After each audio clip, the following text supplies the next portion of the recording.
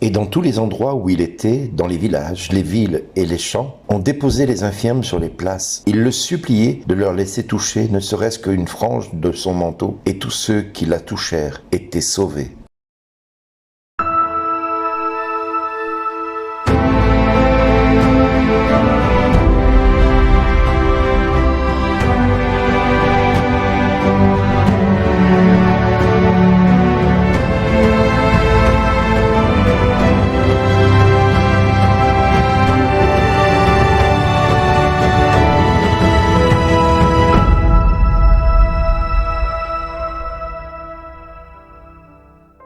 Bonjour les amis, que j'aime cet évangile. Je ne sais pas si vous allez l'aimer, mais moi je trouve cet évangile spectaculaire, magnifique. En effet, nous découvrons dans cet évangile le pouvoir que Jésus possède en lui, ce pouvoir de contact. On mit les malades sur les places et on lui demandait de toucher ne serait-ce que la frange de son manteau, et tous ceux qui la touchèrent étaient sauvés ou étaient guéri suivant les traductions. Moi, je trouve ce passage magnifique de Marc. Alors, si je peux me permettre de vous parler de cela, c'est que le plus petit contact physique peut opérer des miracles pour tous ceux qui s'approchent du Christ avec foi. Ça, c'est une certitude. Son pouvoir de guérison déborde même de son cœur aimant et de sa personne. Elle va jusqu'à ses propres vêtements. Ce passage peut nous aider à méditer sur la manière dont nous recevons peut-être nous aussi, tous les jours ou toute la semaine, la Sainte Communion. Est-ce que nous communions avec la certitude que ce contact peut opérer en nous des miracles dans nos vies? Est-ce que nous avons cette conviction au fond de nous que nous faisons plus que toucher la frange de son manteau? Nous recevons réellement le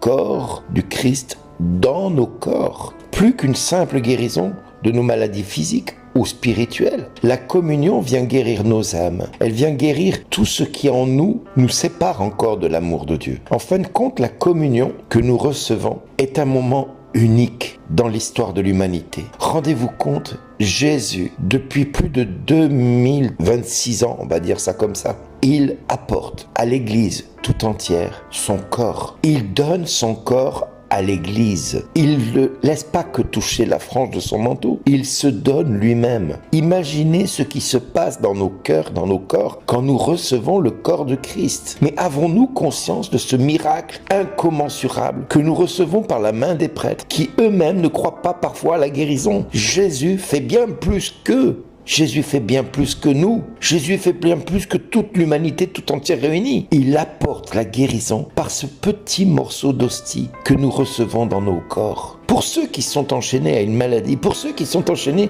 à un esprit démoniaque, comment pouvez-vous imaginer rester encore malade et possédé par quelque chose qui n'est pas la gloire de Dieu? Tous ceux qui étaient malades, tous ceux qui étaient accompagnés d'infirmités, recevaient et espéraient toucher la frange de son manteau, et tous ceux qui la touchèrent étaient sauvés. Rendez-vous compte de cette puissance qui nous est rendue accessible. Est-ce que vous en avez conscience, mes amis? Est-ce que vous avez conscience que le Christ veut nous apporter cette médecine de l'immortalité qui consiste à être guéri de tout ce qui nous sépare encore de Dieu et des autres même? À être guéri par le Christ dans l'Eucharistie implique par conséquent de dépasser le repli sur soi-même. Nous ne pouvons pas rester chez nous. Nous devons aller à l'Eucharistie.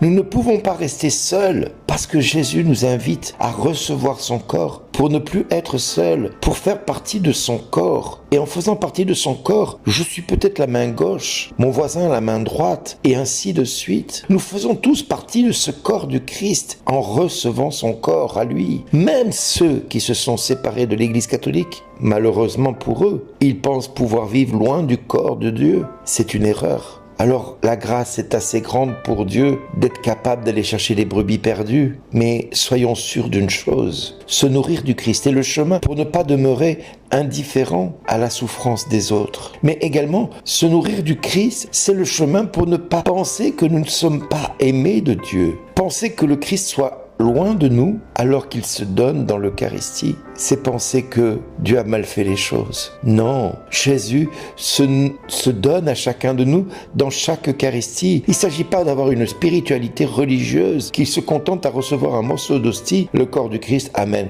Et puis on va à sa place et on oublie ce qu'on vient de recevoir. Mais non, mais vous ne pouvez pas imaginer ce que vous venez de recevoir. Vous ne pouvez pas imaginer que vous retournez chez vous comme si rien ne s'était produit. Si un jour vous prenez un avion, le fait de décoller, vous allez vous rendre compte qu'il se passe quelque chose. Parce que vous allez sentir votre corps être plaqué au siège. Si un jour vous faites de la moto, vous allez vous rendre compte que votre corps est tiré vers l'arrière. Il se passe quelque chose dans le naturel, il se passe quelque chose dans le spirituel. Une spiritualité eucharistique est alors un moment unique, un authentique antidote contre l'individualisme, contre l'égoïsme, contre l'indifférence, contre la stupidité.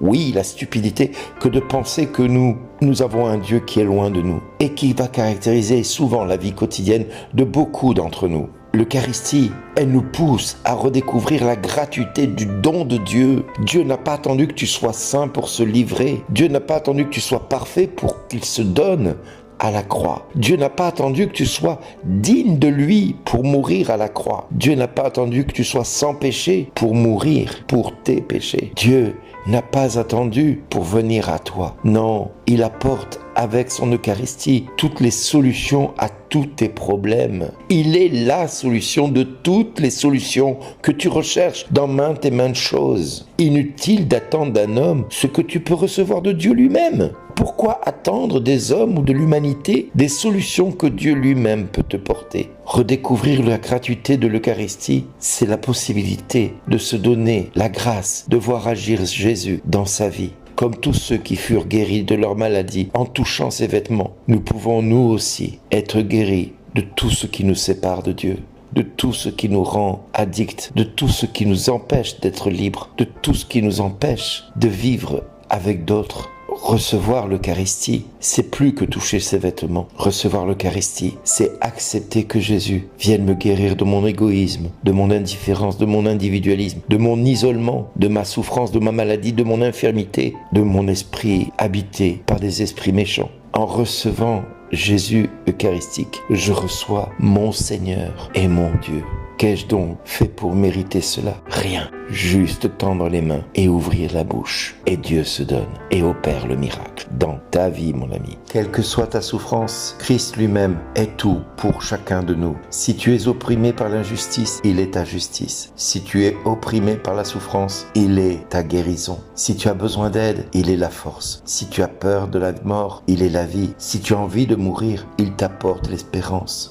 Si tu désires le ciel, il t'apporte le chemin qui conduit de ce monde des ténèbres à l'admirable lumière qu'il est. Dieu, après avoir terminé toute sa création, ne s'est pas retiré. Il peut encore agir dans ta vie, mon ami. Il reste pour toujours le Créateur et par conséquent, il reste toujours la possibilité de le voir intervenir dans ta vie. Dieu reste toujours Dieu. Il ne peut se renier. Si le Christ invite ses amis, ses disciples à le suivre en prenant à leur tour leur croix, c'est-à-dire le témoignage de la foi en le suivant, ils acquièrent un nouveau regard. La maladie n'a plus ses raisons d'être. Les malades n'ont plus raison d'être malades. Les déprimés n'ont plus besoin d'être déprimés. Les angoissés n'ont plus besoin d'être angoissés. Les infirmes ne sont plus infirmes. Jésus les associe à sa vie en leur faisant découvrir son immense pouvoir de guérison.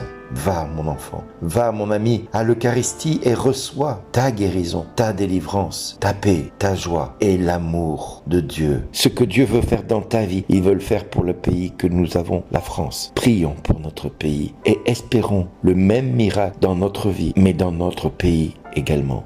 Jésus, sauve ta France. Ô Jésus, notre Seigneur et notre Dieu, vrai roi de France, vois la France, la fille aînée de l'Église, qui t'appartient.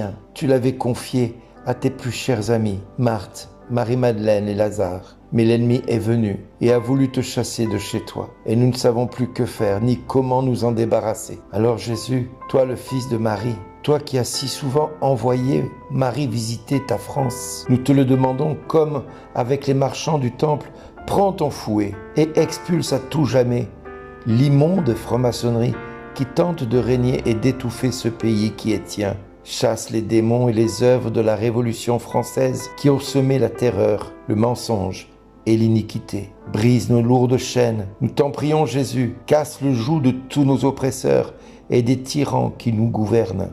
Libère-nous à tout jamais de ceux qui veulent nous asservir, pour que nous retrouvions notre vocation première de Franc, fils de Clovis, dont tu convertis le cœur des Francs, c'est-à-dire des hommes libres face à toi, Seigneur. Nous te le demandons Père, par Jésus-Christ, ton Fils, notre Seigneur et notre Dieu, qui vit et règne avec toi dans l'unité du Saint-Esprit, maintenant et pour les siècles des siècles. Amen. Merci d'exister.